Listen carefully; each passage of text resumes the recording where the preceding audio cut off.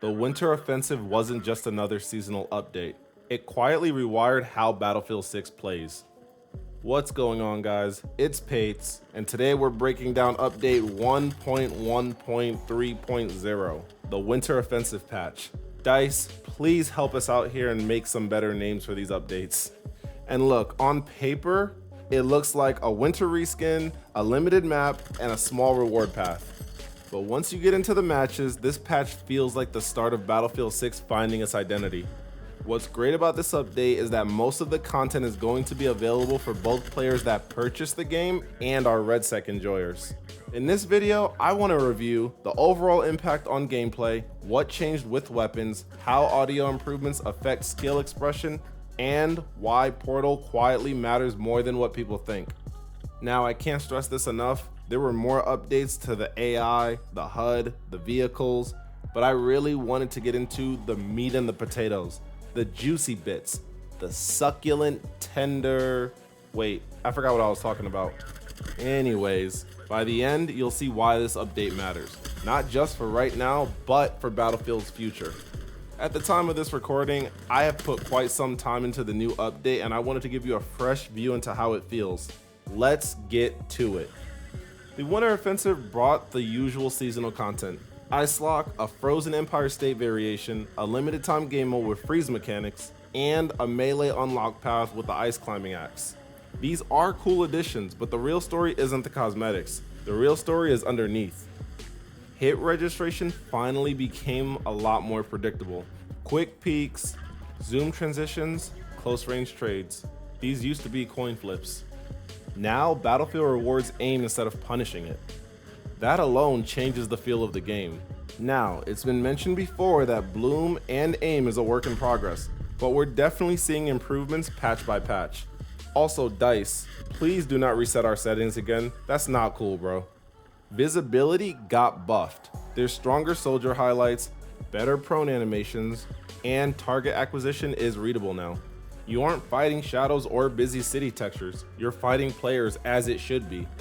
I know some Battlefield players may not like this due to the stealth aspect, but don't worry, they've given you some love too with the audio changes. Next up, movement and class flow actually makes sense. The supply tools work reliably, traversal doesn't glitch, and revives actually feel purposeful. From my experience at the current moment, the revives are acting a bit better than before. Even vehicles got a clarity pass. Damage zones, seat logic, and HUD overlaps all got ironed out. Now, breakthrough and rush layouts were tuned. There's been a number of changes to sectors on almost all of the current maps, which has led to the matches flowing differently than previously. The maps taking the changes are Manhattan Bridge, Merak Valley, New Sobek City, Operation Firestorm, Operation Cairo, and Empire State. Don't worry, Blackwell Fields, Eastwood, and Iberian Offensive. You guys will get your turn next time. Funny enough, one of the changes taking place to the Manhattan Bridge map is that you are no longer able to capture the objectives from camping the rooftops. I mentioned this in a previous short that players would exploit this, and I got a lot of pushback from the community. It's just a little comical that DICE has kind of acknowledged that this is an issue for objective capturing reasons. I am personally a fan of this change. I'm sure we all remember when the game first came out, everyone was camping the rooftops, and DICE is finally taking action against this. Our New York maps and St. Quarter map have also gotten changes to Out of Bounds, which has flooded the streets more so than before. You're going to find less meat grinder randomness and more tactical pacing. I'm in favor of this change because it's been changing the stale gameplay that I've been accustomed to personally. There were also some tweaks to attacking and defending on certain maps to allow attacking to be a little easier and defending to be a little harder, with Manhattan Bridge and Merak Valley being the first two to come to mind. This wasn't just a winter event, it was a fundamentals update that made Battlefield feel like Battlefield again. And that's why it matters. Once the foundation was cleaned up, the next big pillar was weapon handling, and this patch quietly reshaped how gunfights feel. At first glance, the weapon notes looked like simple bug fixes, but these were feel fixes, not surface tweaks. Input respect finally exists. No more being locked in a gun inspect or melee hits refusing to return to your weapon. These fixes restore flow, and first-person shooter games live or die on flow. Visual clarity also got a cleanup. Scopes misaligning, thermal blur appearing on the wrong optics, flashlight offset at high FOV, all corrected. Your sight picture is no longer going to be fighting against you. Recoil tuning actually defined range identity. Weapons like the M250, the SG553R, the NVO, the SOR 300, they now hit easier up close but require control at range. This is Battlefield forcing players to choose their fights instead of giving free laser beams to every gun. This has personally been hitting me hard because some of these are my top guns, but to be fair, they were definitely too good in too many scenarios. The Mini Scout also got a noticeable pacing change, way bigger than what people think. Adding 100 milliseconds between shots removed its SMG-like spam. It doesn't sound like a lot, but now it rewards timing instead of luck, which is great because I know we've seen enough short form videos on TikTok and YouTube Shorts and IG Reels on why this is the best sniper in Battlefield 6. I do not expect to see this gun being used as much in the upcoming days. My console players also got attention. PlayStation 5 haptics got an improvement and the inspection audio is also better. This increases the immersion. And Melee finally got a decision tree. Now you get to decide, do you do a takedown or do you do a bash? This gives Melee intent and not just panic usage. If you guys tune into the stream, you guys already know I'm still going to be smashing. This patch didn't just buff weapons, it buffed how weapons behave. Guns feel obedient instead of stubborn, and this is a huge step towards satisfying firefights. But none of that would matter if you couldn't hear anything, and the Winter Offensive might be Battlefield 6's biggest audio leap since launch. This update didn't just tweak sound effects, it rebuilt audio as a combat system. The changes they made was music to my ears. It was the most satisfying noise that DICE produced. But not as satisfying as you guys hitting that sub button. Come on, they're free. It's an equal trade. You guys feed me subs and I feed you Battlefield and gaming content. It's a win-win. I like the sound of that just like I like the sound of this audio. So before I get into this, I just want to say right off the bat that I read a lot of posts before the update and watched videos talking about how crappy the audio is.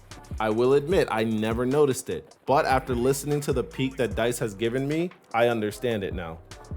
The first change, readability. Hostile vehicle identifiers, proper sector callouts, and memory-driven prioritization means sounds now behave logically. You don't lose key information because the game decides someone else is louder. Now I get it, we're not constantly using these callouts, but it is nice to have these callouts in the middle of a game if you just so happen not to be paying attention. The footsteps audio were essentially rewritten. Enemies are louder, especially behind you, which kinda sucks for me and my dog tag snatching methods, but this also gives the ones in dark corners a heads up for those hard chargers. Reflective acoustics tell direction and distance, sneaking isn't mute mode anymore, and close range audio sources aren't capped. You can now track intent through audio, not just reaction. Even trait balance was touched. Spec Ops stealth audio reduction was also toned down, so sneaking is rewarded, but it's counterable. Definitely expect me on stream to be listening in for more recon beacons and me waiting by them like the Grim Reaper. The world interaction is cleaner. Diving sounds, crawling ADS, health regen spam, mortar voiceover mismatch, these all got fixed, and they all contribute to the immersion of Battlefield. The audio used to sound chaotic, and not in a good way. Now it communicates. This drastically improves awareness, playmaking, and tense moments. The game finally sounds tactical again. And that brings us to Portal, a section most players just scroll past. But if Battlefield is smart, Portal might become its secret weapon. Portal didn't get shiny new game modes like its counterparts, but it received scaffolding improvements, and that's more important for long term. Clarity upgrades matter. AI now displays class identifiers, which makes Portal feel like a real mode, not just a prototype. Script reliability makes creators trust it. Play sound and play voiceover now enforce correct sound object types. Voiceover scripts no longer call out the wrong sectors. This saves creators time, and time is what grows communities. The SDK asset cleanup reduces clutter and design frustration. Main Street, Clubhouse, Marina now only pull relevant assets. This leads to less error, less confusion, and less bloat. Portal is slowly turning from novelty into infrastructure. This is how Battlefield 6 builds longevity, community modes, experimental rules, and off-season creativity. If DICE keeps investing here, Portal becomes the bridge between the major updates. This will keep players invested and keep the community growing even while DICE is still cooking something up.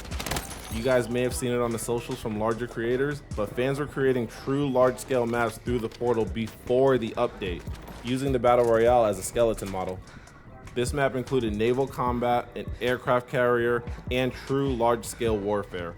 There are also training modes better than the firing range, just for you to improve your shot through realistic scenarios you're going to run into in the game, or places for you to practice flying a jet or helicopter if you choose to do so.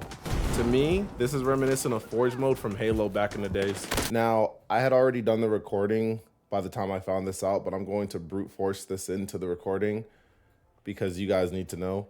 Something I'm experiencing is that when you come to the menu and you try to click on the new selections, it will not let you. And if you press the standard button like A, it just brings you to the challenges. I fixed this by resetting the game. DICE, hopefully you take attention to this and fix this. And just so people know, it's not, you don't have to normally press A to get to challenges.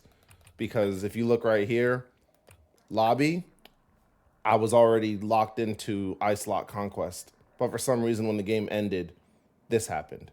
So just a heads up for people going into this update.